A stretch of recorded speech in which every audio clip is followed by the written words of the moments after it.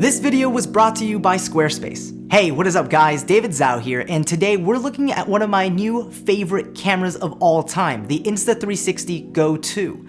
This is a tiny little compact camera that I think is the best option if you're looking for a little action camera.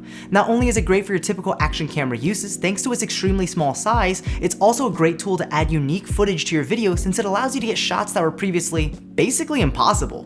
Whether you're looking for a new action camera, a BTS camera, or a tiny camera you can attach and fit into all kinds of places, this is one that you don't want to miss.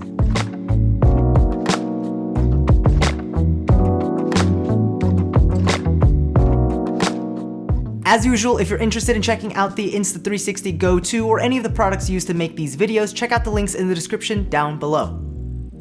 Let's start with a little unboxing of the Insta360 GO2. First, I have to say they did a really great job with the presentation. After you open the box, you get the Insta360 GO2 presented very beautifully right away. You'll realize that it's attached magnetically. Sick.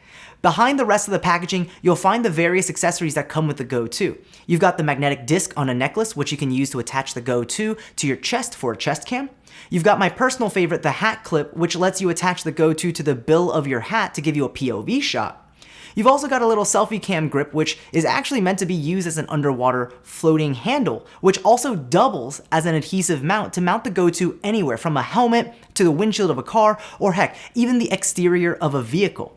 Finally, you've got the charging case for the GO2, which you'll use to charge, as well as control additional settings and to pair to your phone for even more options of customization through the Insta360 app.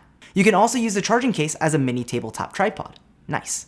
The actual GO2 unit itself is pretty minimal. You've got your lens element, a clickable body button, also called the action button, which you use to trigger video recording or to take a photo.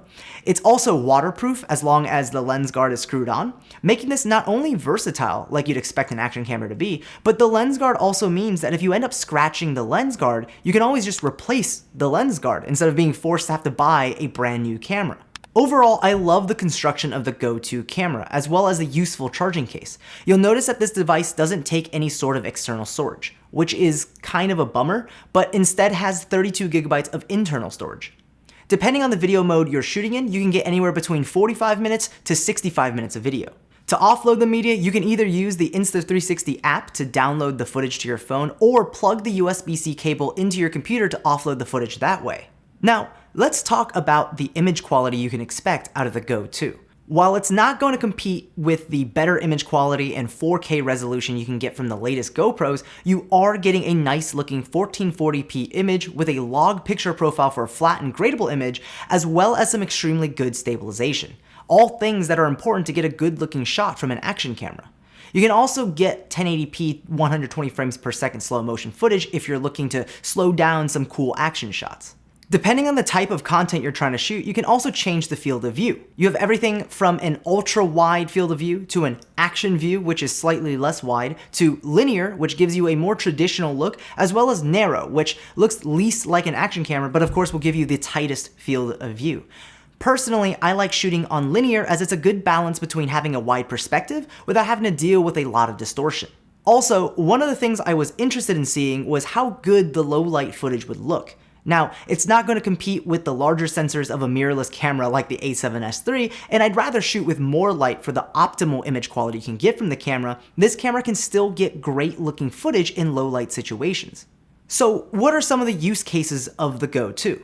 First of all, of course, all of your typical action camera uses. Whether it's sports or going on a vacation, it works great to easily capture good looking footage of whatever you're doing. You can use it like a selfie camera, get POV shots, or slap it on the magnetic necklace mount to get chest cam shots. For me, personally, it works amazingly as a behind the scenes camera. I'll be using it quite often to demonstrate my perspective when it comes to client work, whether that's event videography or portrait photography. And of course, a great use case is just taking advantage of a camera that can fit into unusual spots to get interesting and unique looking perspectives. You could easily fit this inside of vehicles, in your car's dashboard, in the bottom of a glass, use it for food videography, maybe even record running a marathon. It's so lightweight and compact, your creativity is really the only limit. And because it's such a small camera, even when comparing it to a GoPro, you're way more likely to be able to use it in places that you normally wouldn't be able to film at, like let's say a grocery store. If you're a vlogger, this could be extremely useful to capture more content for your videos. And you know what else is really useful? The sponsor of today's episode, Squarespace.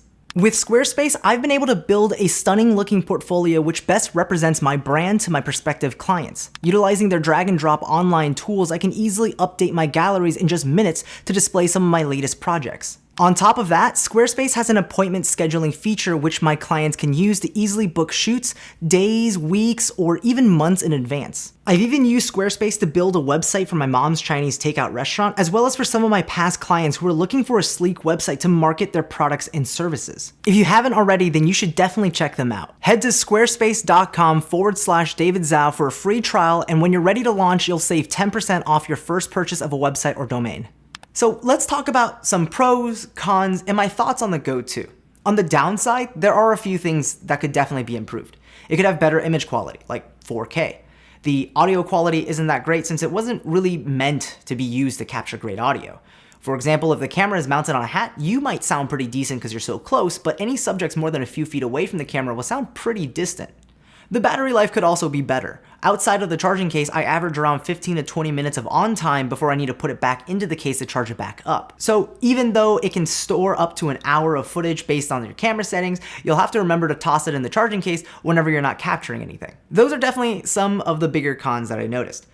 But on the upside, the image quality at 1440p is really good. The colors look nice and there's enough dynamic range thanks to the log picture profile that you get a really pleasing image. The stabilization, while it can be sometimes a bit wonky and snap around, for the most part, results in very usable footage, even though you're not paying attention to how stable you are when you're recording. The size of the camera is honestly currently unrivaled, and that alone is a big reason why you should be interested in this camera. The camera is really easy to use, and their app is one of those apps that I actually enjoy using alongside my gear. As we discussed earlier, the fact that there is a lens guard is also another great feature. It's replaceable, and that's awesome. This means you could beat up the camera and accidentally scratch the guard, but still being able to use the same camera without having to buy another one. You just need to buy a replacement lens guard. So I guess it comes down to, how much does the Insta360 GO2 cost? $299.99, so we'll just say $300. And that comes with all of the accessories we talked about today. Of course, its closest competitor would be GoPro, which the GoPro 7 starts at about $379 without accessories. From a pricing standpoint, I think that for $300, you get a lot of value out of this product. I know the title of the video is a bit of hyperbole since the Insta360 GO2 isn't replacing my A7S III anytime ever, but I do mean it when I say it's probably my favorite camera. Because of its size, capabilities, and portability, it makes capturing on-the-go content extremely fun and easy. Even with something as small as a GoPro, it just never felt like I wanted to bring it with me and take it out and record everything, because at the end of the day, you're also still bringing batteries, tons of accessories, mounting it to things still takes time with their GoPro mount, while the GO2, at a minimum, I just need to bring the camera and the charging case, which already acts like a little tripod. Then it's either the magnetic necklace if I want a chest cam, the hat clip, which is already on my hat anyways, or the selfie grip and adhesive mount, which folds up pretty small. It also takes advantage of one of the things that I love most in this world, magnets. So overall, I highly recommend the Insta360 GO2 if you're looking for an action camera, BTS camera, or just a tiny camera that lets you get shots that you just couldn't before. Again, if you're interested in the Insta360 GO2, don't forget to check out the links in the description down below. As always guys, if you enjoyed the video, go ahead and leave a like, subscribe, and get notified of when new videos are released. Let me know in the comments section down below on what you think of the Insta360 GO2. Are you astonished by the size like I am? What are some of your favorite features? The stabilization, the field of view, the accessories? Let me know. And as always guys, I'll see you in the next video. Peace.